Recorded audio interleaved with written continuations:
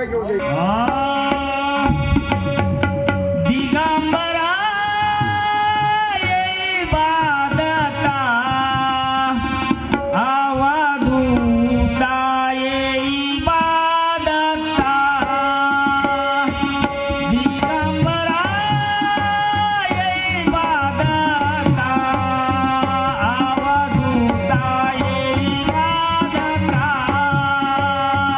दिगंबरा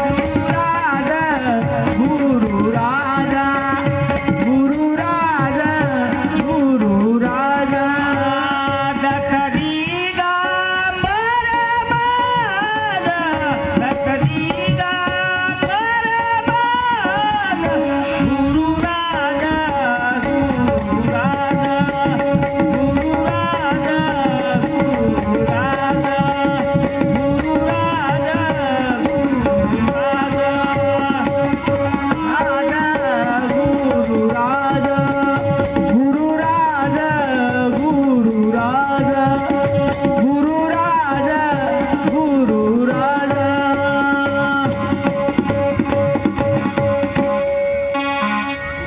माझे गुरुराया नमला माझे गुरुराया नमला माझे गुरुराया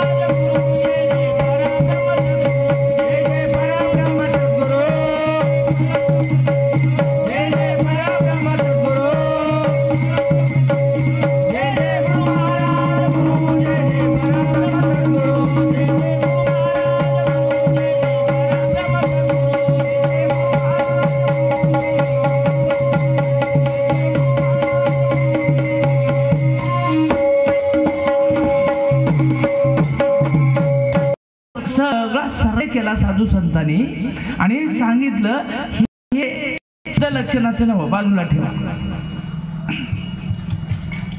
असं करीत करीत करीत करीत करीत करीत सगळं बाजूला जग एका बाजूला टाकलं आणि दत्त महाराजाला वेगळं साधू संतांनी केलं. का वेगळं केलं? कारण हा त्रिगुणातीत आहे, मायातीत आहे.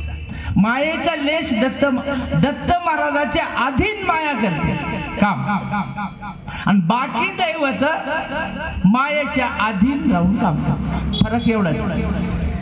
मायेला कामाला लावायचं काम दत्त महाराजाकडे आहे आणि बाकी जगातल्या दैवतेला काम लावायचं मायेकडे.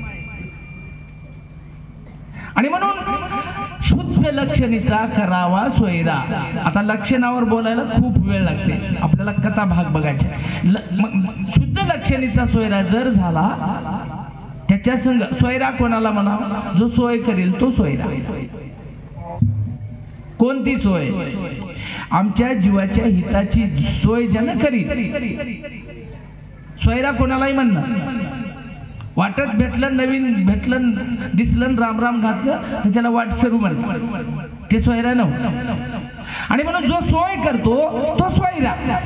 आणि म्हणून आमच्या जीवाची सोय जो कोण लावी तो शुद्ध लक्षणीचा सोयरा. आणि असा सोयरा निज घरा आणावा म्हणले महाराज. निज म्हणजे मूळ, मूळ घर मंदिर या आणि हृदय मंदिरी साठवावी ज्योत, पाहतो अद्भुत चमत्कार. चमत्कार, अद्भुत चमत्कार येणे होईना. श्रवण, मनन, निजध्यास आणि साक्षात्कार हे 4 टप्पे पडतात पुढे. तुम्ही आता इथं कथा ऐकली, इथं कथा ऐकून जातावेळी पांघरण झडकीला विषय संपला, आपलं असलंच काम. पुढे संध्याकाळी घरी गेल्यावर विचारवा आज काय कथा झाली, काही ध्यानात नाही. जैसे ते इकडून तिकडे गेले वारे, तळी फुल केली सोनारे. म्हणूनच आम्हाला 4 खाणी फिरावं लागलं. पण साधू संतांनी काय सांगितलं? श्रवण केलेलं मनन करावं लागते घरी. मनन केलेलं मननाचा निजध्यास लावावा लागते. श्रवण करावं, मनन करावं, निजध्यास लावा. या 3 गोष्टी टप्प्याटप्प्यानं झाल्या तरच साक्षात्काराच्या बोधावर जीव जाते, अन्यथा नाही. आणि म्हणून आम्हाला त्या पायरीकडे जायचं असेल तर या भजनाची, भक्तीची, भगवंताची मायेपासून वेगळं व्हायचं असेल आम्हाला तर त्याच्या नामाशिवाय जगामध्ये कुठलाच पर्याय नाही. आणि म्हणून आपण सुंदर असं काल रुचिक ऋषीचं चरित्र पाहिलं. रुचिक ऋषीला 1 कल्पाचं आयुष्य काल सांगून गेलो मी. 1 कल्प म्हणजे किती? उगाच शब्द 1 कल्प म्हणायचं 1 कल्प, पण 1 कल्प आकडा काढायला लावला गुरुजी. तर गणित समजून द्यायचं म्हणलं तर 1 कल्पाचं गणित सांगा म्हणले महाराज. आयुष्य होतं पण 1 कल्प नेमकं म्हणाव कोणाला, कशाला म्हणाव? डोळ्याची पापणी एकदा लावून उघडलं की त्याला निमिष म्हणतात. असे 6 निमिष झाले की त्याला 1 पळ म्हणतात. आता सुरुवात कुठून केली बघा, कल्प सांगाले प्रलयापर्यंत गोष्ट चालली. आता सुरुवात कुठून केली? डोळ्याची पापणी लावून उघडली की तिला निमिष म्हणतात. 6 वेळेला डोळ्याची पापणी लावून उघडझाप केली की तिला 1 पळ म्हणतात. आणि अशा 60 पळा झाल्या की 1 घटका होता. आणि अशा 60 घटका झाल्या की 1 दिवस. आता दिवसावर आले पुढचं गणित तुमच्या लक्षात आलं. 60 घटकेचा एक दिवस, आता 15 दिवसाचा एक पक्ष, 2 पक्षाचा एक महिना, एक मास, 12 महिन्याचा एक वर्ष, 12 महिन्याचा एक वर्ष, 17,28,000 कर्तायुगाचं आयुष्य. आता वर्षाचं गणित तुमच्या लक्षात आलं. असले वर्ष 17,28,000 आयुष्य कर्तायुगाला होतं. 12,96,000 वर्ष त्रेतायुगाला होतं. 8,64,000 आयुष्य द्वापार युगाला होतं. आणि हे चालू आहे की नाही कलियुगाचा 4,32,000 कलियुगाचं वय आयुष्य. आता कुठं 5,000 झाले का? 5,000 झाले. याचं आयुष्य आहे 4,32,000. आणि म्हणून कलियुग संपला की जळमय होणार आहे पृथ्वी. जळमय झाल्याच्या नंतर कायम 12 वर्ष पाऊस राहील, कायम पुन्हा 12 वर्ष हिवाळा राहील आणि कायम 12 वर्ष उन्हाळा राहील आणि पुन्हा कर्तायुगाची सुरुवात होईल. हे 4 युग ज्या वेळेला हे होते जळमय होतात, 12 वर्षाचा हिवाळा, 12 वर्षाचा उन्हाळा आणि 12 वर्षाचा पावसाळा पडते, त्याला एक कडी म्हणतात. करता त्रेता द्वापार कली बुडून जळमय झालं की त्याला एक कडी म्हणतात. इतकं झाल्यावर त्याला काय म्हणावं? एक कडी. आणि ह्या सर्व भूतांचा कडीच्या शेवटी सर्व भूतांचा नाश होते आणि केवळ एक वस्तू उरते आणि पुन्हा कर्तायुगाची सत्ययुगाची सुरुवात होते. असलं 14 बाऱ्या झाल्यावर तयार होणं बुडणं, तयार होणं बुडणं, तयार होणं बुडणं, हे 4 बाऱ्या झाल्यावर एकदा त्याला कडी म्हणतात. आणि असलं 14 बाऱ्या झाल्यावर त्याला एक मनू म्हणतात. 14 कड्याचा एक मनू. हे 4 युग बुडू बुडू बुडू बुडू 14 बाऱ्या दुसरं युग तयार होऊन जितकी वेळ लागते त्याला एक मनू म्हणतात. आणि असले 14 मनू झाल्यावर एक कल्प होते. तितकं आयुष्य ऋषीला होतं. तरी भगवंताचं चिंतन करीत गेला. मला आयुष्य कायलंय नाही, कधी जातो की भरोसा नाही म्हणलं रुची. आम्हाला तर 5-50 कल्प आयुष्य असल्यासारखी अवस्था आहे. चल की पाराखड म्हणलं की नाही करायला की आता काय म्हातारपणी बघायला की माझ्या सांगतेला चल की मंदिराकडे चल आताच काय बघायला की म्हातारपणी 5-50 कल्प आयुष्य आहे जस काय याला. अरे कलियुगामध्ये 100 वर्षाचं आयुष्य आहे आपल्याला. शतगणे वर्षाची गणना आमची किती आहे? 100 वर्षाची गणना केलेली आहे. त्याच्यात ठरवूनच दिलंय झोपीला अर्ध. 24 तासाचे 12 तास झोपीतच जातात घेऊ. आणि मग पुन्हा त्या उरलेल्या 50 वर्षामध्ये पहिले 6 वर्ष जावळं काढून तर काही कळच ना. जावळं काढून किशोर वय झाल्यावर ते आता चेंडू फळी सुटच ना. चेंडू फळी इकून तिकून सुटली तर हे बाई सुधरत आहे ना. बाई इकून तिकून समजदार निघाली तर वर्धपण येते. पुन्हा मंदिराकडे जायला कबर दुखते.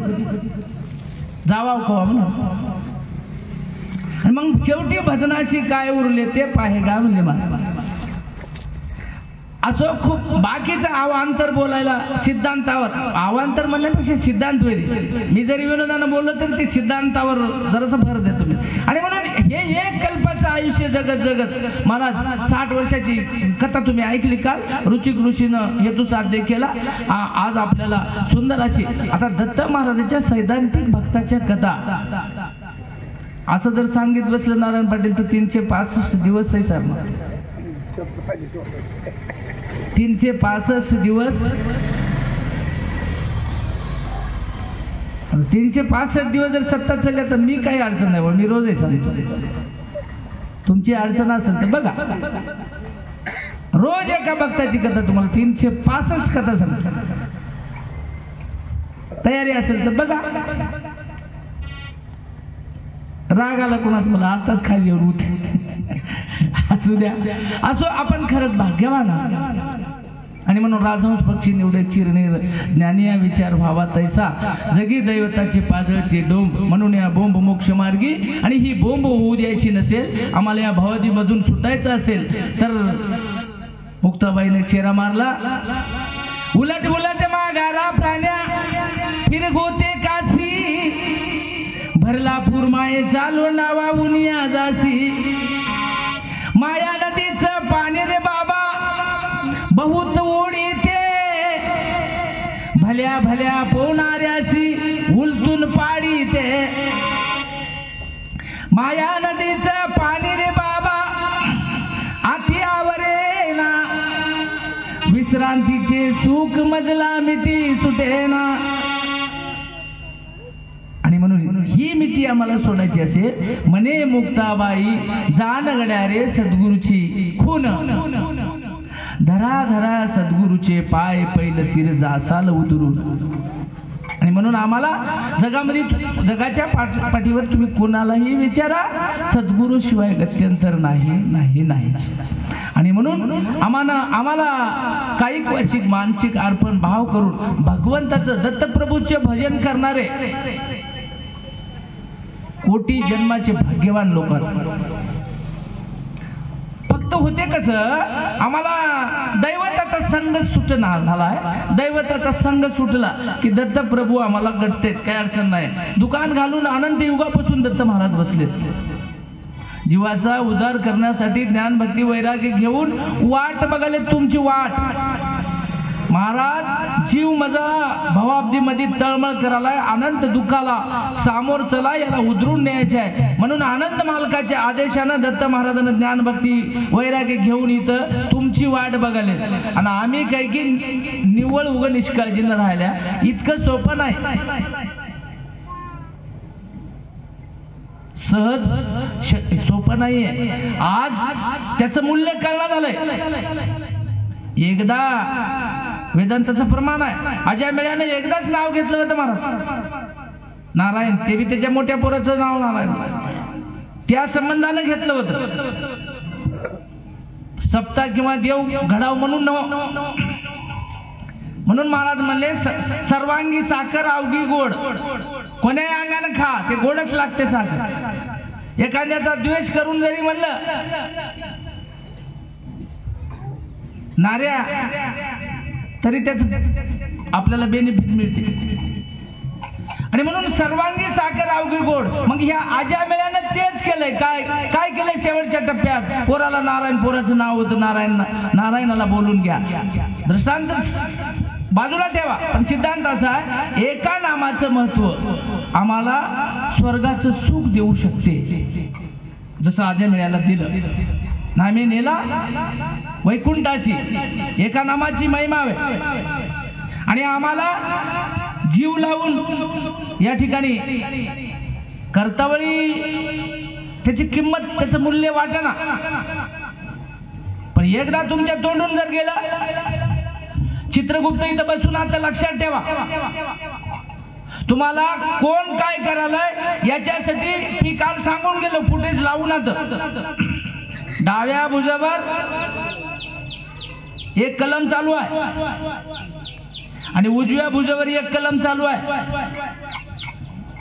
जितकं निषिद्ध कार्य केलं की नाही गुरुजी, त्याची डाव्या भुजावर खातेदाराकडे नोंद होते निषिद्ध कामाची.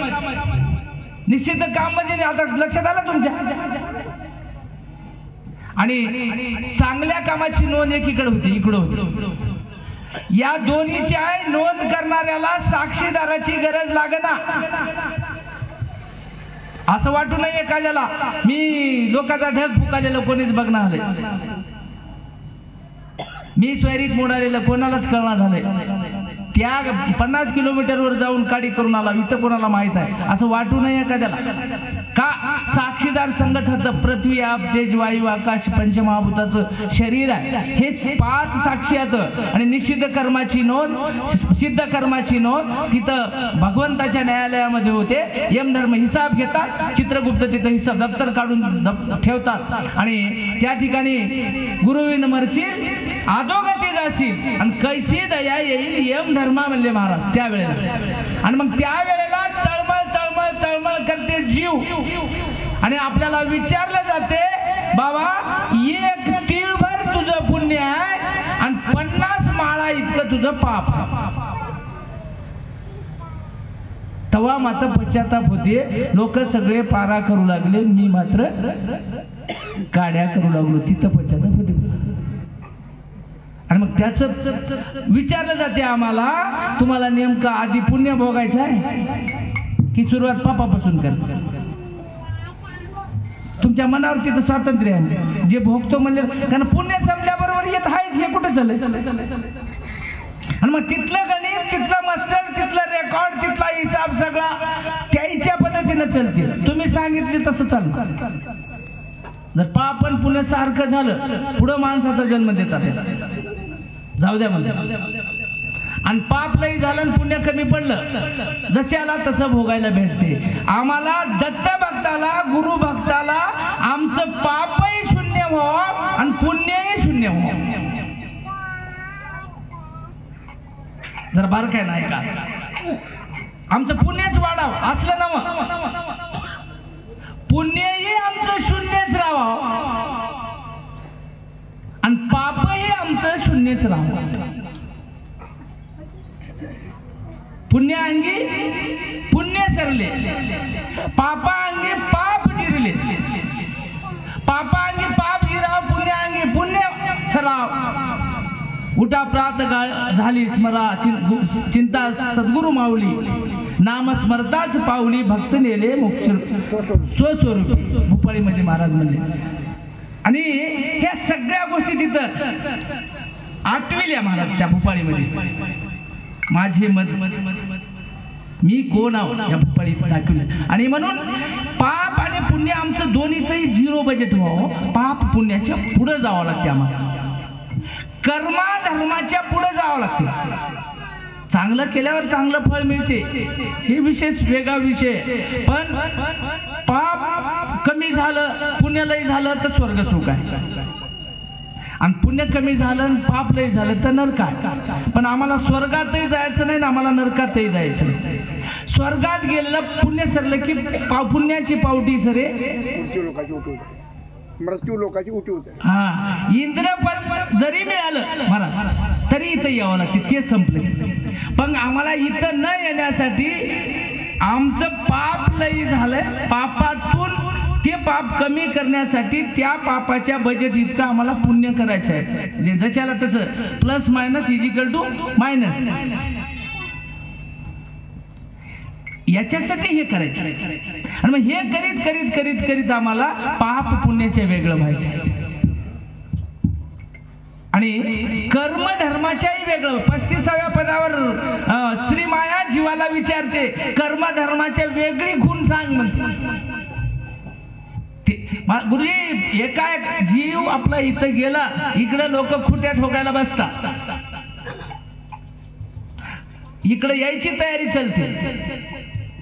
आणि तिकडं त्याचं मार्गक्रमण एकदा 3 तासाच्या नंतर सप्तकर्णामध्ये नारायण याचा व्यवस्थित उल्लेख आहे. 3 तासाच्या नंतर जीव न्यायालयात हजर होते. पुन्हा अजून ती गुरु इकडे येते, ते सगळ्या कथा भाग सांग तुम्हाला. पण ते जात असताना इकडे सगळं दशक्रियाचे नंतरच बोलतो. दशक्रियाच्या नंतर जीव एका एका पदावर जात असताना एका एका पदावर एक चौकीदार उभा आहे बघ, आणि ते विचारते तुला, बाबा इथून तुला सुंदर जन्म दिलता, नंबर 1 नाक कान डोळे हात पाय लंगडं नाही, खुळं नाही, आंधळं नाही, पांगळं नाही, धडधाकट म्हणून तुला मेंढक्यात पाठविलं होतं, सत्याच्या वेळेला कुठं होता विचारते ती. आणि असं एका एका पदावर त्यानं जितके प्रश्न विचारतील तितक्या प्रश्नांचे उत्तर द्यावे लागतात, तेव्हा त्यानं दरवाजा उघडून पुढे पाठवते. पुढच्या पदावर गेलं की पुढचा विचार, त्यानं विचारलेलं यानं विचारणार, याचे प्रश्न वेगळेच होतात. हे सगळे प्रश्नाचे उत्तर देत देत देत देत देत आम्हाला निरालंब शिखरावर जावं लागते. एका पहिल्याच पायरीला एकाही प्रश्नाचं उत्तर येणं गेलं थुत्रीत हाणून काढून देते, आणि पुन्हा 184ची सुरुवात होते. आणि म्हणून 184ची ही सुरुवात करायची नसेल, 184चा इथं शेवट करायचा असेल, काय नाही, सोपं आहे. काय कर भावे बोला दत्त दत्त, काही दुसरं काही नाही. याला काय पैसे लागतात काय? महाराज म्हणले नको धनवंत नको कलावंत, मुखी दत्त दत्त राहो सदा. मला आयुष्य नको, आयुष्याचा परिवार नको, काहीच नको. कलावंताकडे बघलं की एखाद्याला वाटते बालू पाटील शिवचंद पाटील तुमचं भजनात कुठे नाव निघते हो, त्याला भजन्या बरं वाटते, आणि भजन्याला बालू पाटला इतका गोरापाट मी राहायचा होतो. आणि या दोघांकडे बघून त्या पैलवानाला वेगळाच भ्रम यायला तर एरीच कुचितो म्हणते त्याला. ह्या जीवाला रूपाचा, मस्तीचा, कुस्तीचा, ताकदीचा, शक्तीचा, भक्तीचा, स्वरूपाचा सगळेच गर्व हातात. प्रत्येकाला प्रत्येकाचा अहम लागतेच, अहम येतेच, आणि ज्याला आला नाही त्याचं काम होते. मग हे जे अहम आहे, हे अहम इथं आम्हाला येऊ नये. आणि म्हणून जर अहम आला तर पुन्हा 184ची सुरुवात होते. म्हणून आमचे थिराजी महाराज म्हणतात, मत कर तू अभिमान बंदे, 2 दिन का महिमा.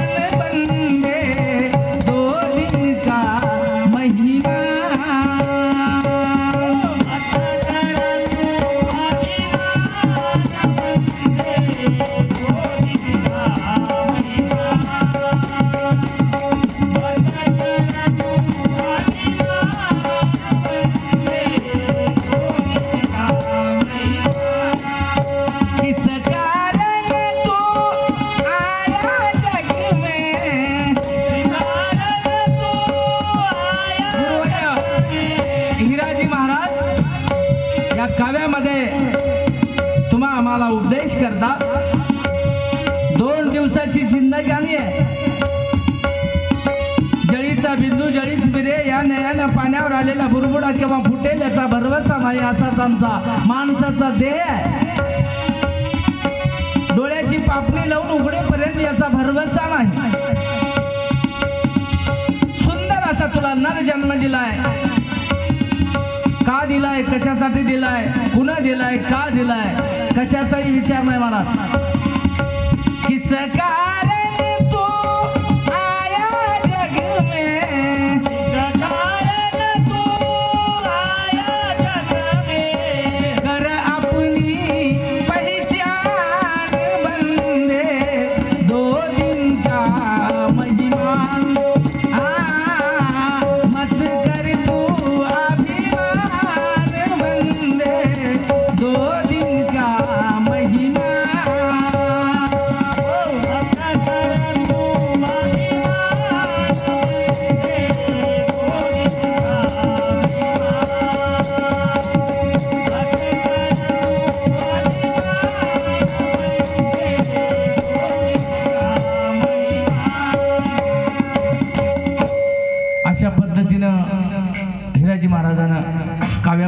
सुंदर सांगितलंय.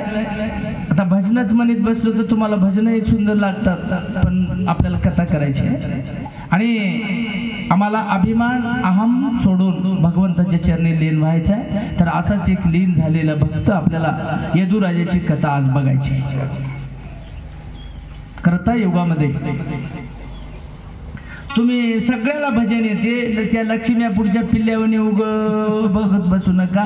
विषय बोलू लागला की एखादी भजन म्हणाव, पटकन उचलाव, जरा दुधात साखर टाकल्याने होते, लोकांकडे बघून शिकाव. सुंदर कलाकार आहात तुम्ही, पण आपला न्यून गंडच जाय ना. लोक मेंढकेवाल्या कलाकाराकडे मान उंचावून बघाले.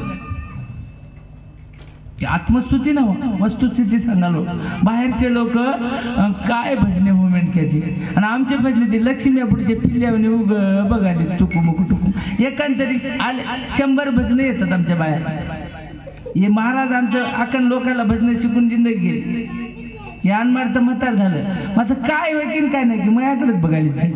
ध्यान आलं की एखादी भजन चटकन उचला म्हणा, आणि हे येत मांडीची कळ म्हणण्यातच परेशान आहे. फरीद साहेब आमचा असं करू नका तुम्ही. नुसतं मला आता आवाज सल्ला झाला सुंदर, तुम्हाला तुमचे आवाज खास होतं, थोडी मिक्सिंग राहिली की बरं वाटते पुढच्याला.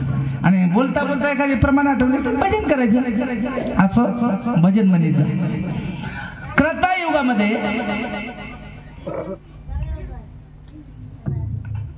जयवंती नगरीमध्ये जयदेव नावाचा एक ब्रह्मचारी ब्राह्मण होता.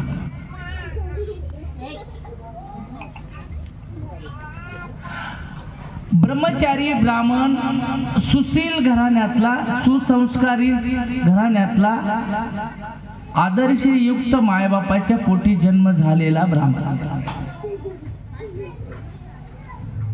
आता ब्राह्मण हे शब्दच आम्हाला त्याची आचरण शक्ती शिकवली, आणि म्हणून हे ब्राह्मण जयदेव ब्राह्मण जन्मल तेव्हापासून सुसंस्कारित असल्यामुळे साधू संतांच्या संगतीतच राहायचा. कारण संस्कारित माणसं आपल्या लेकराला संस्कार नाहीत अशा लोकांच्या संगतीत जाऊ देत नाही. बारकाईनं लक्ष. आणि म्हणून सुरुवातीपासूनच साधू संतांच्या सहवासात राहायचा. साधू संतांच्या संगतीमध्ये महाराज कधीच आपलं नुकसान होत नाही. गृहस्थाश्रमाचं वानप्रस्थ असू द्या, संन्यास असू द्या, ब्रह्मचर्याश्रमामध्ये तर विद्या देतात ते. आणि म्हणून संतांच्या संगतीत राहिल्यामुळं अनेक संतांच्या तोंडून त्यानं असं ऐकलं होतं की महादेव फार भोळा आहे, तपश्चर्या केल्याबरोबर पावते, असं ऐकल्यामुळं त्या गोष्टीवर, त्या बोधावर त्याचं मन ठसलं. क्रिकेट त्याला जाऊ बॉलपटे आम्ही यावं का म्हणून सगळे खेळायला. तुम्हाला माणसं 11-11 बहात काय म्हणून तुमच्याकडे. आणि कुठवर आलो आपण. संतांच्या संगतीत राहिल्यामुळं अनेक लोकांच्या तोंडून ऐकलं होतं महादेव भोळा, महादेवाची भक्ती करावी, आणि त्या बोधावर तो ठसावला आणि महादेवाची भक्ती करायला त्याने सुरुवात केली. 12 वर्षाची तपश्चर्या महादेवाची भक्ती करून झाली. कुणाची? जयदेवाची, जयवंती नगरी मधल्या ब्राह्मणाची. आणि 12 वर्षाची तपश्चर्या पूर्ण झाल्याच्या नंतर कठोर भक्तीन कठोर श्रम बघून इंद्राला धसकी पडली. या भुवनामध्ये कोणी काही काम चांगलं करू लागलं, पुण्यफळाला येते असं वाटू लागलं की इंद्राला धसकीच आहे. कारण इथे 100 येते झाले सक्सेस, किती खुर्ची आढळ झाली. त्याच्यामुळं याचे 12 वर्षे बघले इंद्रानं, आणि दुख दुख दुख दुख वाढली. म्हणजे खुर्ची जाते काय की वाटलं त्याला. काय करावं काय करावं चिंता तू. मोठ्या माणसाला काही समाधान आहे म्हणलं का नारायण पाटील? समाधान नाही. हे बाकीच्याच लोकांना म्हणावं हे माणूस लय मोठा आहे, पण ते किती घरात त्याच्या यश आहे ते त्यालाच माहित राहते. आता खरं तर या ब्रह्मांडाचं, या कर्मसृष्टीवरल्या 10 पदातलं मेन घर होते स्वर्ग. कमिटी हॉल होते गुरुजी, वरचे आणि खालचे. सगळ्या लोकांची वांदे, काही वाद हे विवाद असल तर सगळ्याची कमिटी तिथं भरत गेली. काही लहान नव्हता, 33 कोटी परिवाराचा राजा होता. चिंता लागली त्याला, आणि चिंता लागल्याच्या नंतर माझं पद जाते काही की वाटू लागलं. चिंता करीत करीत सहज नारदाची स्वारी आली.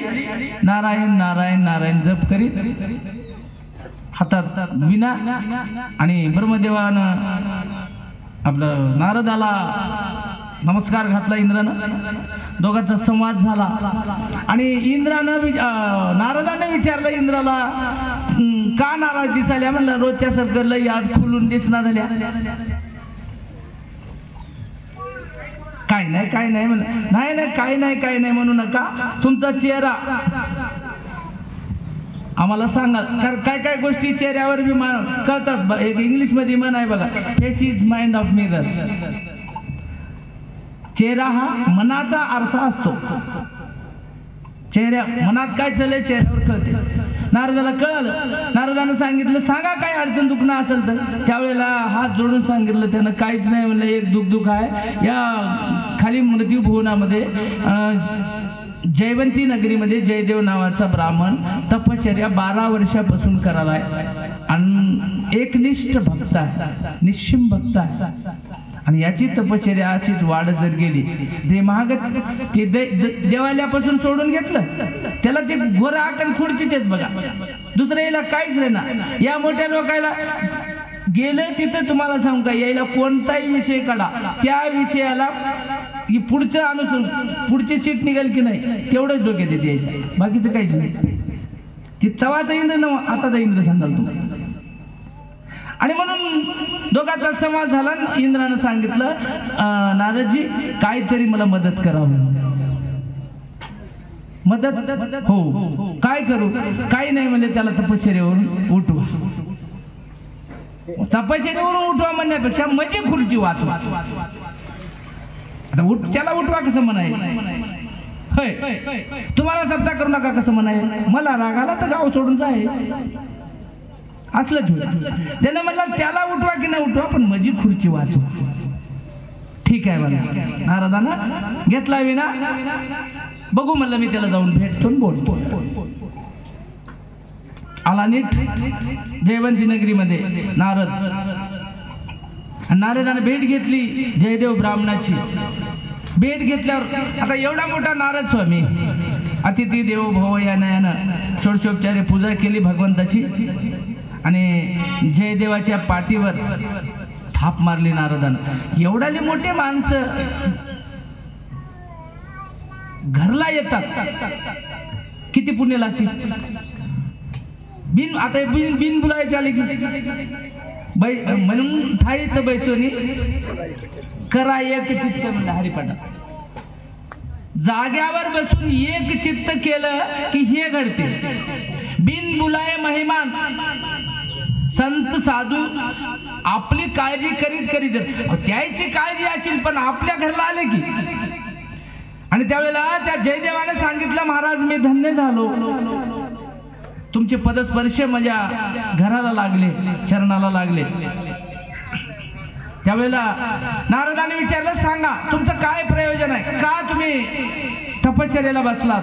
त्यावेळेला जयदेव ब्राह्मण म्हणतो, महाराज काहीच नाही, मला जन्म मरणाच्या बंधनातून मुक्त व्हायचे आहे, मला मोक्षाला जायचं आहे. त्यावेळेला नारदजी म्हणले, ठीक आहे, मी तुझ्याची भक्ती करायलाच की नाही, त्याला जाऊन बोलतो, काही हरकत नाही. संवाद झाला. नारदजी निघून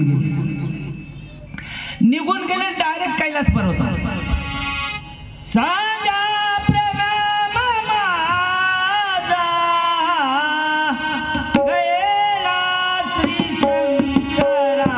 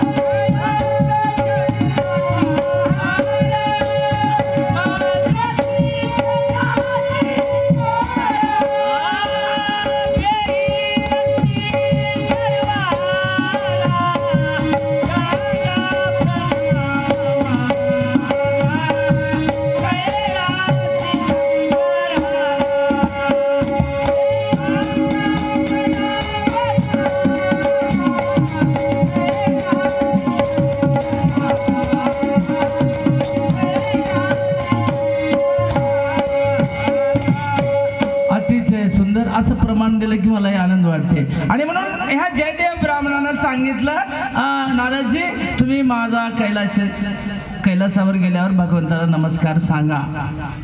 नारद म्हणले नुसतं सांगणं नाही, त्याची तुला भेटच करून देतो.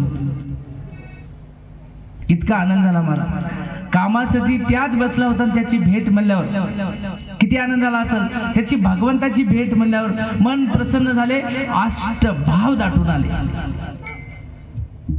अष्टभाव ज्या वेळेला दाटून येतात की नाही, डोळ्यातून पाणी येते, तोंडातून बोलणं बोबडं येते, विचारलेल्या प्रश्नाचं उत्तर येत नाही, असली अवस्था झाली त्याची.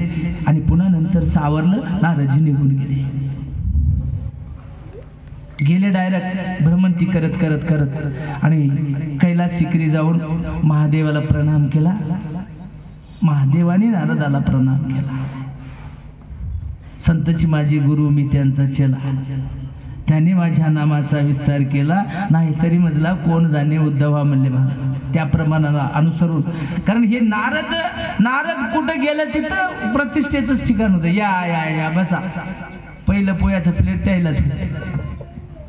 आणि म्हणून कैलास पर्वतावर गेले आणि संवाद दोघाचाही झाला. आणि त्यावेळेला महादेवजीनं सांगितलं, नारदजी काय प्रयोजन आहे भेटीचं, सांगा तुमच्या भुवनात काय वार्ता आहे. त्यावेळेला नारदजीनं सांगितलं, काहीच नाही देवा, आमच्या भुवनामध्ये जयदेव नावाचा ब्राह्मण जयवंती नगरीमध्ये कठोर तपश्चर्या करत, आणि त्याला जाऊन तुम्ही भेट द्या. ठीक आहे, काय हरकत नाही. संत लोक हेच करतात बघा. आपण जे काम करत मधला दुवा बनतात, आपला हात त्याच्या हातात देतात, आपण मोकळं होतात आणि याचा उदार. पोस्टमॅन लिहिणाऱ्यांना काही लिहू द्या, आणून देणं याचं पक्क काम. आणि ज्याला दिलंय त्याची नक्कीच सही घेतली, ते आपल्यावर मी ब्लेम येऊ द्या. आणि म्हणून संत जनाने हे काम अनादी काळापासूनच केलं. आणि म्हणून नारदजीनं सांगितलं भगवंताला, भगवंताने मान्य केलं, महादेवाने मान्य केलं, ठीक आहे म्हणते. आणि नारदजीचा वार्ता ऐकून एक दिवस उजळला आणि महादेवजी नंदीवर बसून निघाले. नीट या जयदेवाच्या नगरीमध्ये आले, जयवंती नगरीमध्ये. आणि आल्याच्या नंतर भेट घेतली जयदेव ब्राह्मणाची आणि सांगितलं, आता ज्याच्यासाठी तपश्चर्या चालू होती त्याची तेच घरला आलाय इथं. आता काय हो, आनंदाला पारावरच नाही. उठून उभा राहिला, नतमस्तक झाला, साष्टांग प्रणिपात केला आणि सांगितलं, बाबा का कशासाठी भक्ती करतोस. त्यावेळेला जयदेवाने सांगितलं, महाराज काय नाही, मला जन्म मरणाच्या बाजूला व्हायचं आहे, मोक्षाची गरज आहे, मला मोक्षाशिवाय दुसरं काहीच नाही. महादेवानं जगातल्या बाजारपेठेतल्या सगळ्याच वस्तूंचे नाव पुढे ठेवले. हे देऊ काय, ते देऊ काय, ते देऊ काय, काहीच नको मला. आखरीला माझ्या कैलासाचं अखंड सुख तुला देतो, ते माग, मला दुसरं काहीच लागणार म्हणला. जयदेव फक्त माझं जन्म मरण चुकवान मला मोकळं करा, मोक्ष द्या. महादेवानं दोन पावलं महाग सरकला. महादेव अविनाशी वस्तू मागाले म्हणले. ही महादेवानं विचार केला, त्या लेकराला बोलले, हे लेकरो माझ्या घरला जा रे तुम्ही. आणि महादेवाने विचार केला की सृष्टीचे प्रलय, इहलोकीचे 7 प्रलय सांगितले आणि परलोकीचे 7 प्रलय सांगितले. मी ते तुम्हाला एक कल्पापर्यंत सांगितलो, अजून प्रलय पुढे आहेत. त्याच्यात पुन्हा 14 म्हणून झाले की अशी 14 बाऱ्या चक्र करीत करीत प्रलयाकडे जाते. इहलोकीचे 7 परलोकीचे 7 अशी 14 प्रलय होण्याच्या अगोदर, महाप्रलय होण्याच्या आधी प्रलय झाला की कैलास बुडते म्हणला महादेव. त्याला सुद्धा मर्यादा लावलेली आहे. प्रलयामध्ये कैलास बुडते, अविनाशी नाही. ही अविनाशी वस्तू मागाले पुढे. महादेवानं स्वतः विचार केला, माझी खुर्चीच अविनाशी नाही, डगमगा. आयुष्याची चौकटीत आहे. प्रलय आला की कैलास बुडते. आणि मी मायाच्या आधी नाव हे मायाच्या वेगळं मागालो. मजाही महाप्रलयात अंत होते. महादेव दोन्ही हात कानावर ठेवून विचार करा. एखाद्या वेळेस डॉक्टर किती मोठा राहते बघा, पेशंटचे दुखणं असं राहते 10 डॉक्टर येऊन जातात, लक्षातच येण्याचं दुखणंच काय होईल असलं होईल. आणि म्हणून महादेवानं हात ठेवला डोक्यावर. काही प्रलयाच्या वेळी कैलास बुडते, महाप्रलयात मजाही अंत होते. त्यावेळेला माफी मागितली. त्यानं मला दुसरं काहीच नको, कशाचीच लालसा नाही. लालसा मला दुसरी मुळेच नाही, केवळ मोक्ष पाहिजे, मला बंधनातून मोकळं करा. त्यावेळेला पाठीवरून हात फिरविला, जवळ घेतलं आणि सांगितलं, बाबा ते देण्याची शक्ती माझ्याकडे नाही, पण माझ्याकडे देण्याची शक्ती नाही, पण मला भूत भविष्य वर्तमान कळते. महादेव काय म्हणले, मी देऊ शकत नाही पण मला भूत भविष्य वर्तमान कळते म्हणले. पुढं काय होणार आहे ते सांगतो, तू काय कर, आता पुढचा जन्म त्रेता युगामध्ये भाद्रिक आश्रमामध्ये अनुसयेच्या पोटी दत्त महाराज जन्म घेणार होतं. तू दत्तात्र्याची दुसरा जन्म घेऊन भक्ती कर, तुझं काम नक्की होते.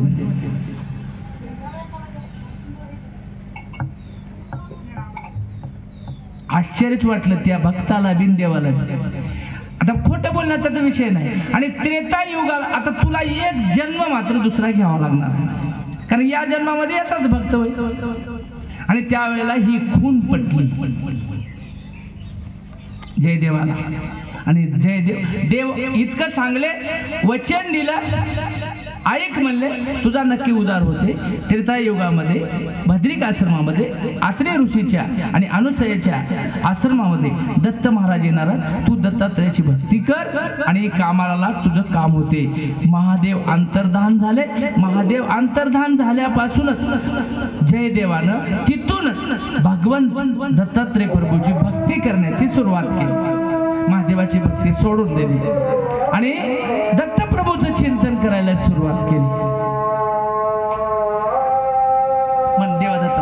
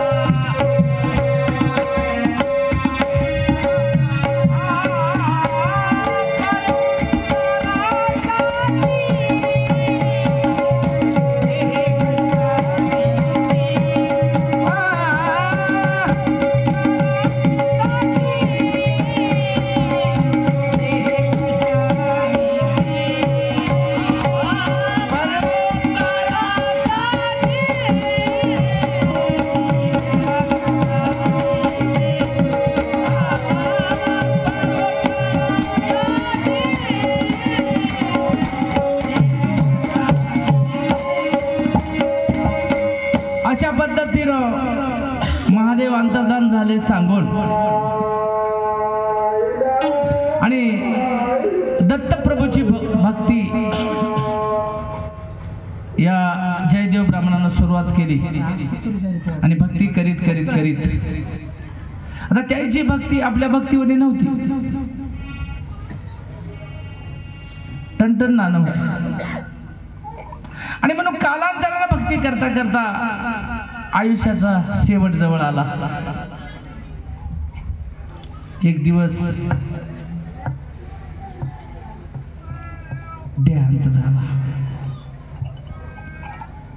आणि देहांत झाल्याच्या नंतर मागध देशामध्ये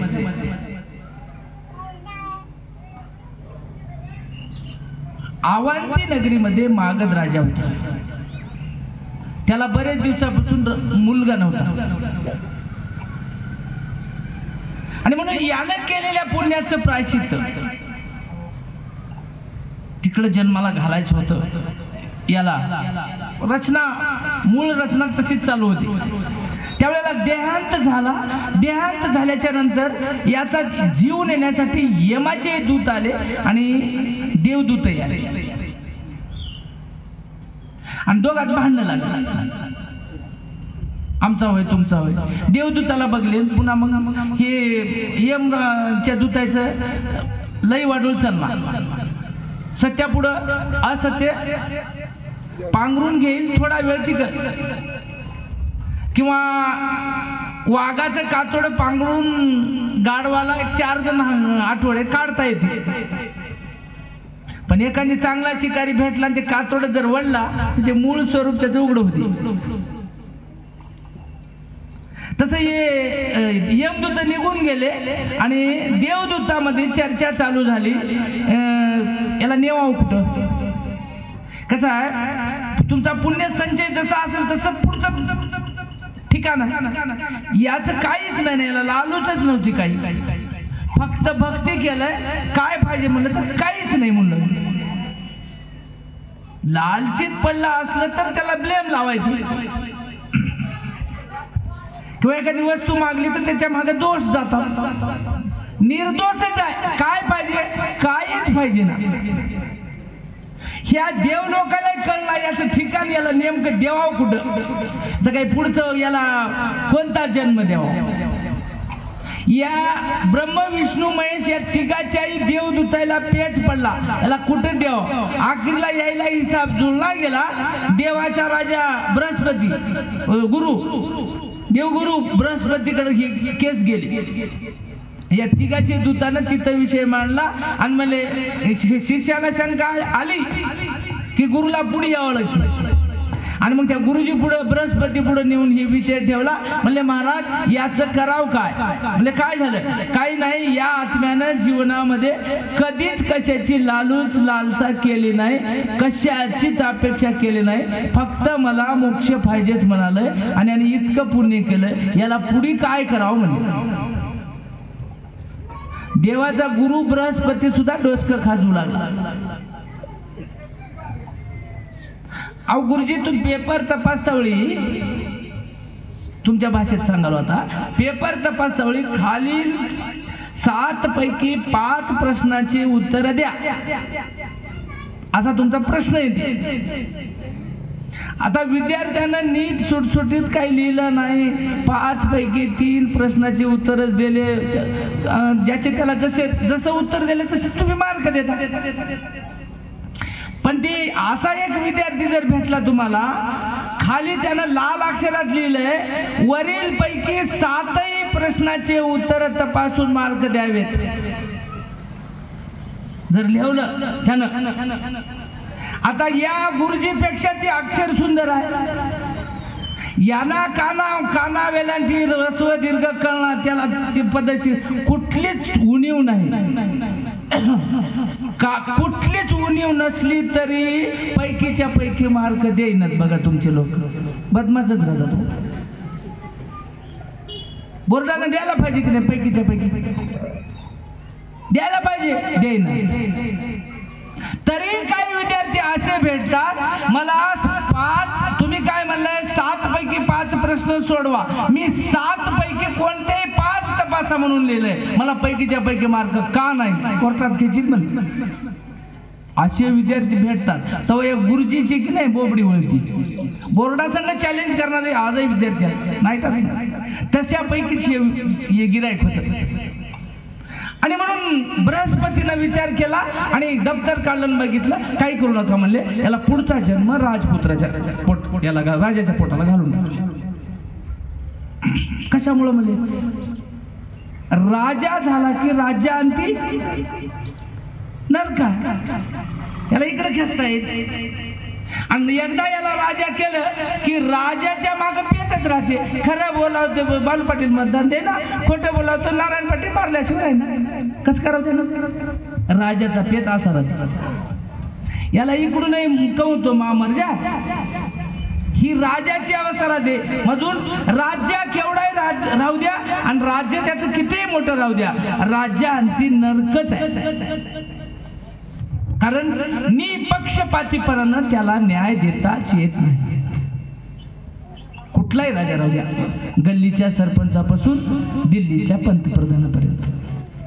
आणि मग यायनं विचार केला, बृहस्पतीने सांगितलं याला राजा करा, कारण हे ऑटोमॅटिक पाखरू आपल्या जाळ्यात येते म्हणजे पुढच्या जन्मात. आता किती निर्मळ राहिलं काय होते, त्याला राजा केलं. आणि अवंती नगरीमध्ये मागध देशाच्या राजाच्या पत्नीला 12 वर्षाला मूल झालं. हे याचा जन्म तिकडे लोटला. ते लई दिवसापासून नवस करू लागले देवाला, आम्हाला पुत्र नाही, आम्हाला पुत्र नाही, आम्हाला पुत्र नाही. झालेल्या सगळे लेकर बाकी त्याचे पुत्र जोड्यानं हाणाले आणि आम्हाला नाही म्हणून बोंबलू लागले. आणि म्हणून 12 वर्षानंतर पुत्र झाला. आता राजपुत्राच्या घरी आनंद झाला. अवंती नगरीमध्ये मागध राजाला मुलगा झाला. पान सुपारी वाटा. आता राजाला लेकरू 12 वर्षाचे झाल्यावर काय बघायचे होते, तिथल्या सामान्य लोकांना उत्सव चालू झाला. आणि त्या ठिकाणी ह्या जयदेवाचा जन्म झाला. आणि 12 दिवसाच्या नंतर बारशाच्या दिवशी त्या लेकराचं त्या राजानं यदू असं नाव ठेवलं.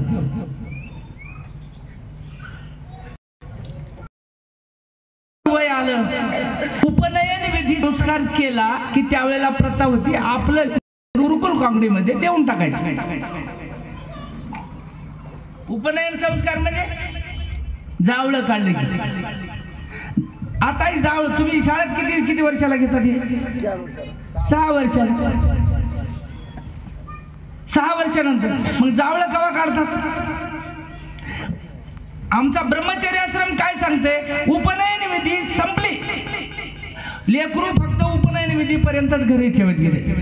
आणि एकदा उपनयन विधी झाले, लेकराचे जावळं काढले, गुरु घरी जायचं, त्याची विधी करायची, गुरुच्या ताब्यात विद्यार्थी देऊन टाकायचा.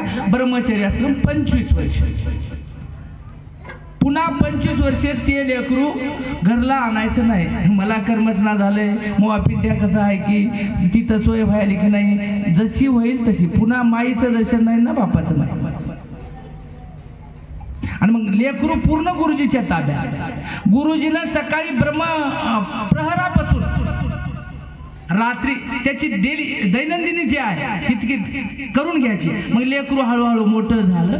हे यदुराज, आणि यदूला ह्या मागध राजानं आत्री ऋषीच्या आश्रमामध्ये ठेवून दिलं विद्या अध्ययन करण्यासाठी.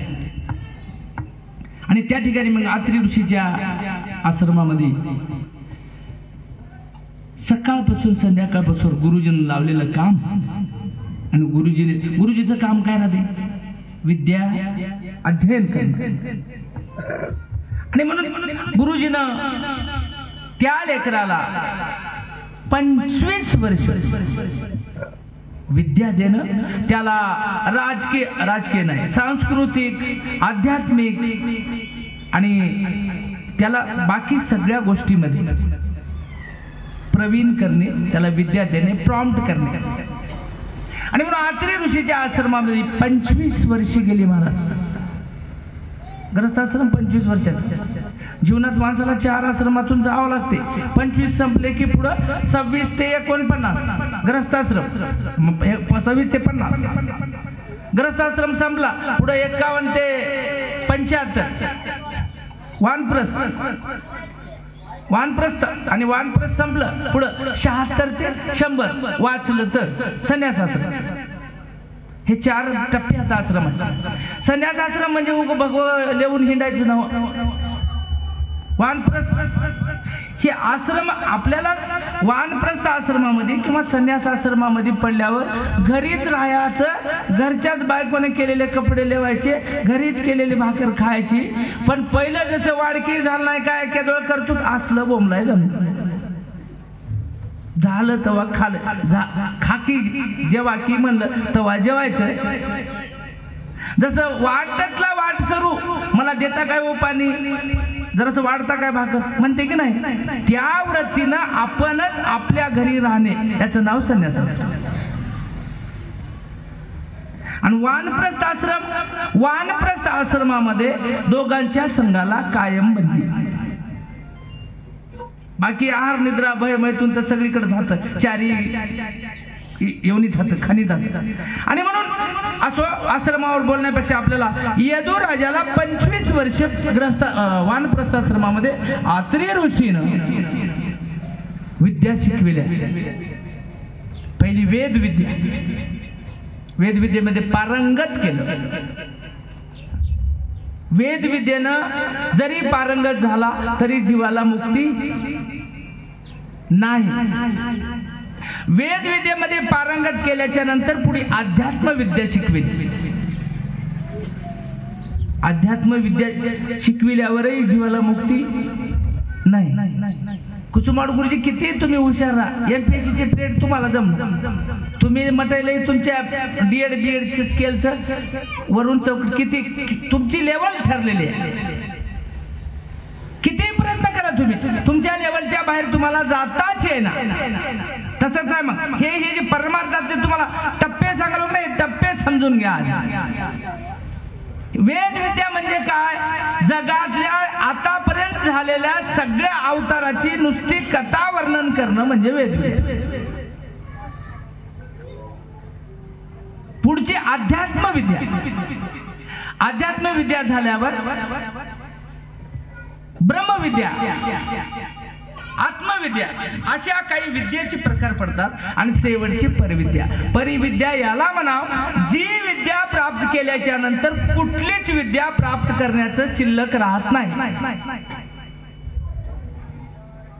परज्ञान तुम्हाला जर शब्द अवघड जातात, नारायण पाटील माहित नाही यायला, माहित नाहीत म्हणण्यापेक्षा ही नमुना याच्या अगोदर कधी झाला नाही. थोडस बारकाईने समजून घेतलं, समजून सांगितलं की नाही लक्षात येते. परज्ञान याला म्हणतात जे ज्ञान घेतल्याच्या नंतर जगाच्या पाठीवर आता कुठलीच गोष्ट शिकायची शिल्लक राहत नाही. आणि म्हणून अशा परज्ञानामध्ये सुद्धा परज्ञानानं जीवनाच्या इति कर्तव्यतेपासून मोक्षाचं सुख सुद्धा तिथं मिळते. ग्रहस्थ ये सुख आणि परलोक दोन्हीकडलं तिथं सुख मिळते, त्याचं नाव परमोक्ष. आणि म्हणून सगळ्या ज्ञानाची पारंगतता पूर्ण झाली. ब्रह्मचर्य आश्रम यदूचा संपला. संपल्याच्या नंतर ब्रह्मचर्य आश्रम संपलं की ग्रहस्थ आश्रमामध्ये पाठवीतच गेलं. त्याचं वय झालं की ती विधीच होती. 24 वर्ष झाले, 24.5 वर्ष झाले की यदूला आश्रमातून आणून घरी पोहोची केलं. आणि पोहोची केल्याच्या नंतर त्याचं त्या ठिकाणी एक सौराष्ट्र देशाचा राजा होता. त्याची कृष्णावती नावाची मुलगी यदूला दिली राजकन्या. आणि यदूचं लग्न केलं आणि सुंदर असा संसार यदूचा थाटला. यदूने संसार थाटला, पण यदूचा संसार परमार्थमय होत. संसार पाण्यात कमळ राहते. कमळ कुठं राहते? पाण्यातच राहते, पण पाण्या अंगावर येऊ देत नाही. आम्हाला त्या कमळाचा दृष्टांत दिलाय महाराजांनी. आम्ही संसारातच आहोत, पण संसार डोक्यात घेऊन चालूच राहते. कीर्त नाही वर्त नाही, केवळ सद्गुरूचं भजन. कधी तीर्थाला गेला नाही, कधी उपवास केला नाही, कधी तीर्थाटन नाही, काय नाही. तीर्थी धोंडा पाणी मी सांगून गेलो देवरोकडा सजनी. आणि त्या दिवसापासून यदुराज भगवंताची सारखी आठवण करू लागला, करीत संसार जीवन जगू लागला. म्हणून काव्यामध्ये काव्यकार म्हणतो, आवाज मोठा कर, स्वर दे. गुरुदेवाच्या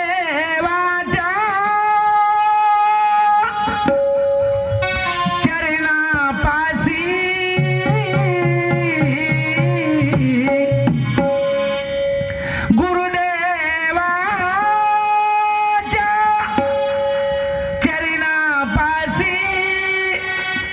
अखंड वाहे गंगा काशी, अखंड वाहे गंगा काशी.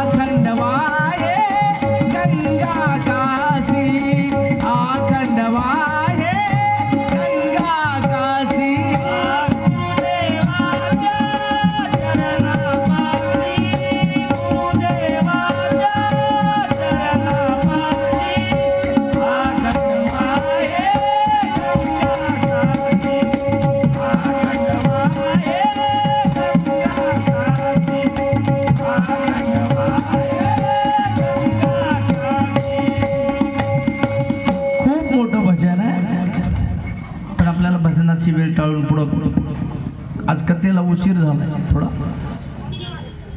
आणि म्हणून यदुराजाचं लग्न सौराष्ट्र देशाची राजकन्या कृष्णावती होती, तिच्या सोबत लावून दिलं. सुंदर संसार चालू झाला. ज्या संसारामध्ये उणीव असल्यावरही समजदारी आहे तो संसार भाग्याचा. आता हे तर राजाच होता हो, राजाच्या घरी काही कमी नसतेच, कारण राज्य याची कांता काय भीक मागे. मनाची आजोगी पुढचं सोडा, पण राजाची कांता काय भीक मागे. महाराज म्हणले राजाची बायको काय भीक मागते, मागत नाही. मनाची आजोगी सिद्धी पावे, मनात आलेलं 2 मिनिटात हजर करू शकते. तिचं नाव राजाची बायको. मग गुरु भक्त म्हणजे राजाचीच बायको होय, मानलेला हजर करू शकते, तेवढा पावर आहे तिचा. आणि म्हणून सुंदर संसार त्याचा चालू होता महाराज. आणि संसार करता करता गोंडस असत संसार वेलेवर एक लेकरू जन्मलं यदूला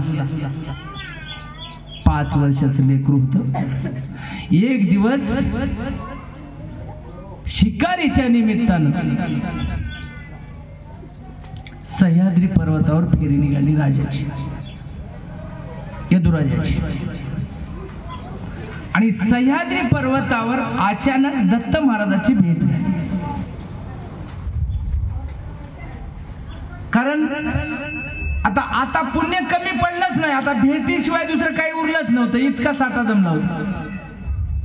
आणि दत्त महाराजाची भेट झाली. सह्याद्री पर्वतावर भेट झाल्याबरोबर यदून साष्टांग दंडवत घातला आणि दत्त महाराजांनी कृपा आशीर्वाद हस्त डोसक्यावर ठेवला, डोक्यावर, आणि सांगितलं, मनोवांछित सांग तुझी इच्छा काय. गुरुभक्त काही मागत नसतात, गुरुची भेट हेच त्यांचं अंतिम फल. आणि त्यावेळेला हस्त ठेवला आणि पुन्हा दत्त महाराजांनी वेदविद्या, अध्यात्मविद्या, ब्रह्मविद्या, परविद्या सगळ्या त्याची उजळणी केली. जे गुरुनं दिलं की नाही त्याची उजळणी केली आणि जे त्याच्या जवळ आहे त्याच्यावर शिक्कामोर्तब केलं. उजळणी म्हणजे काय, हाय ती वस्तू नवी करून गेली.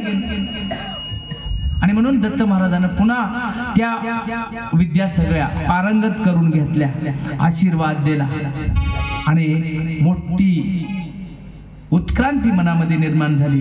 आणि त्या दिवशी यदुराज घरला आले. घरला आल्यावर मनातला संसार कायम निघून गेला होता. तिळभरही मनात संसार नव्हता, औपचारिकता आहे म्हणून घरला आला.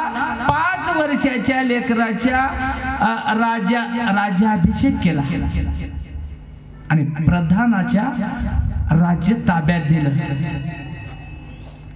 आणि दत्त महाराजाच्या भक्तीसाठी घरातून बाहेर पडला आणि दत्त महाराजाची भक्ती करीत सह्याद्री पर्वतावर जीवन कंठू लागला.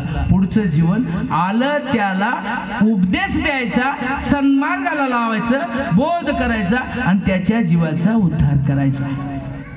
ही त्याची दैनंदिनी यदूची चालू होती. असं करीत करीत करीत करीत करीत महाराज एक दिवस देहांत झाला आणि त्या ठिकाणी महाराजजी उत्तम, आजही त्या ठिकाणी समाधी दर्शन घ्यायला गेला आपण तर त्या ठिकाणाला तुम्ही माहूरला गेल्या तर त्याला वनदेव म्हणतात. वनदेवाचं तुम्ही दर्शन घेतल्या तर ह्याच यदूची ती आजही माहूरगडावर समाधी उपलब्ध आहे. तुम्ही आता गेल्यावर तिथं आत्री मंदिराच्या अनुसया मातेच्या थोडस पुढे गेलं की वनदेवाची समाधी तिथं आहे. वनदेव म्हणून ती जागा आजही प्रख्यात आहे आणि तिथं समाधी दिली यदुराजाला. आणि पुन्हा एकदा यदुराजाला पुढचा जन्म घ्यावा लागला आणि ते मात्र कंकावती नावाच्या नगरीमध्ये एका राजाच्या पोटी सदाशिव म्हणून यदून 3रा जन्म घेतला. आणि 5 वर्षाचा झाल्याबरोबर सदाशिव दत्त महाराजाच्या चरणी लीन झाला, पुन्हा घराकडे गेला नाही. आणि जगाचा उद्धार करण्यासाठी अशा साधू संतांचा अवतार होते महाराज. असल्या साधू संतांचं दत्त महाराजाचा यदू, आरळक, जलार्दन, मांदाता, चैन बसवा खूप मोठी यादी आहे. या लोकांचं चरित्र जरी आपल्या मुखातून आपण वर्णन केलं तर आपली वाणी पवित्र होते, आपले डोळे पवित्र होतात, आपले कर्ण पवित्र होतात. आणि हे करायसाठी पाय आपले मंदिराकडे येऊ लागले तर पाय पवित्र होतात. सगळे आपले 10 इंद्रिय, पंचेंद्रिय आणि ज्ञानेंद्रिय सगळेच पवित्र होतात. आणि विषय तो त्यांचा झाला नारायण, नावडे जनधन माता पिता. आणि म्हणून हे ज्या दिवशी पवित्र होऊ लागते त्या दिवशी संसाराचं वीट येते म्हणण्यापेक्षा परमार्थाची गोडी लागते. आणि म्हणून आज आपण अतिशय सुंदर असं यदुराजाचं चरित्र बघितलं. आणि म्हणूनच अशा ह्या निमित्तानं एखाद्या वेळेस आपण जसं अन्नदान करतो महाराज, अन्नदानामध्येही नामस्मरणापेक्षा तेवढंच पुण्य सांगितलं. अन्नदान आणि नामस्मरण या 2 गोष्टी कलियुगामध्ये प्रकर्षानं मांडल्या. आणि जसं आपण लग्न करतो थाटामाटा, काय सोहळा आमच्या गुरुजींनी लग्नाचा केला, सगळेच करतात. लग्न करीत असताना आपण कायिक वाचिक मानसिक भाव तिथं अर्पण करून कुठेच कमी पडू नये अशा भावनेनं आपण एखादी घरचं काम करतो. तिथंही अन्नदान होतेच की. गाव सगळे जेवते, सगळे पक्वान राहतात. सोयरे काय म्हणतील की म्हणून नाना प्रकारचे पदार्थ करते माणूस, सगळं करते आणि अन्नदान करते. त्या अन्नदानातही पुण्य आहे. आता पुढचं ऐका. गावभर लग्नासाठी जेवण केलेल्या अन्नाचं जितकं पुण्य झालंय की नाही, तितकं पुण्य प्राप्त करायचं असेल तर 2च पाहिल्या भंडाऱ्यात फेकावं, तितकंच पुण्य मिळेल. काय मिळते तुम्हाला प्रमाणानिशी सांगतो. तुम्ही ते गाव चुलबन जेव घातलेलं त्याला सकाम भक्ती म्हणतात. आणि भंडाऱ्यासाठी तुम्ही इथं आणून टाकलेलं. मग आता यथाशक्ती कोणी 5,000, कोणी 2,000, कोणी 4,000, कोणी 3,000, 1,000, 500. आम्ही पाठीमागे सांगून गेलो धर्म अर्थ काम आणि मोक्ष. सप्ताह करता वेळी सुद्धा अर्थाची गरज लागते, पैशाशिवाय काहीच होईना. आणि म्हणून आपण सकाम कार्य घरी करीत असताना आपण सकाम, तुम्ही घरचं काम केवढंही मोठं करा, ते काम सकाम राहते, त्याच्यातही पुण्य मिळते. पण निष्काम सेवा करायची असेल तर मंदिरावर आपण खर्च केलेलं जे दान आहे, इथं कोणाचं मांडव आहे. उद्या विचारलं इथे कोणाचं लग्न आहे, कोणाचंच नाही. हे कोणाचं आहे, कोणाचंच नाही. इथं येऊन पोथी सांगालो आणि तुम्हाला कथा करलो म्हणजे तुमच्यावर उपकार नाही. इथं येऊन मी आतून काढलंय, आतून टाकलंय, झाडून काढलंय तरी कोणावर उपकार नाही. इथं संताघरची मिठाई ज्याला भावल त्यानं लुटावी. इथं येणार ज्यानं करील त्यालाच मिळते. बायको न केल्यानं नवऱ्याला मिळना. वारसा हक्कानं फक्त घरचीच प्रॉपर्टी मिळते, इथलं काही मिळत. आणि म्हणून ज्यानं करील त्याचेच आकडे प्लस होतात. ज्यानं कराव त्यानंच कमवाव. आणि म्हणून असा हा योग आपला या ठिकाणी उद्यापासून आज सप्त्याचा 4था दिवस होय नारायणपाडी. उद्या आज संध्याकाळपासून या ठिकाणी आता पट्टी किती द्याव असं कोणी विचारित असेल तर पट्टी देणाऱ्यानं जोडून या धन उत्तम व्यवहार आहे, उदास विचारे वेच करी. पट्टीच्या स्वरूपामध्ये तुम्हाला जे द्यायचं आम्ही तुम्हाला इतकं द्या आणि तितकं द्या, इथं कोणी कुणाला म्हणणार नाही. आपण आपल्या यथाशक्ती ऐपतीप्रमाणे पंचमुखी परमेश्वर इथं दिलेला खर्च एका पैशाचा आपला चित्रगुप्त हिसाब घेते. तिकडे तुम्ही 10 लाख खर्चिलेल्यापेक्षा इथं 5,000 आणि तिकडले 10 लाख दोन्हीच्या पुण्याची समान बरोबरी होते. आता पट्टीला चालू करायचे आहे. नारायण पाटील इथं या ठिकाणी वही घेऊन बसलेले आहेत. काही 4-2 लोकांना पट्टीला आणून दिलेली आहे पट्टी, काही लोकांना इथं आणून दिलेली आहे. आता पट्टी सुरुवात करा. उरलेल्या 3 दिवसामध्ये आपल्याला पुढचं नियोजन लावायचं आहे या ठिकाणचं. कारण पैशाची गोळाबेरी झाल्याशिवाय पुढचं नेमकं काय कार्य करायचं त्या गोळाबेरजीवर पुढचं डिपेंड आहे. आणि म्हणून म्हणजे नेमकं भंडाऱ्याचं स्वरूप काय असावं, इथं काय जमते, त्याच्यावर पुढे काय करायचं याचा घोळ मिळवावा लागते. आणि म्हणून नारायण पाटील तुम्ही आता वही घेऊन बसा. लोकांनी दिलेली पट्टी या ठिकाणी पट्टीचा स्वीकार करा. उद्यापासून गावातील सर्व ग्रामस्थ मंडळी तुमच्या घरला पट्टी मागायला कुणीही येणार नाही. तुम्हाला यथाशक्ती द्यायचं असेल फक्त देत असतावेळी छातीवर हात ठेवून विचार करा, बॉटल लावल्यावर मी पैसे किती देत होतो डॉक्टरला. आणि मग यथाशक्ती शब्द पारावून ऐकू आलाय म्हणून उगा 50 रुपये देऊन मोकळं होऊन तुम्हाला जे घडते म्हणजे तुमची ऐपत बघून. आता माझ्यासाठी उदाहरण सांगतो. माझ्या घरी माणसं आता 5 माणसांना पोटभर खाल्लं तर कमीत कमी 1.5 किलो तांदूळ बरोबर. 1.5 किलो तांदूळाचे जवळपास 70 रुपये किलो धरा. 105 रुपयाचे तांदूळ हे झाले म्हणजे मला.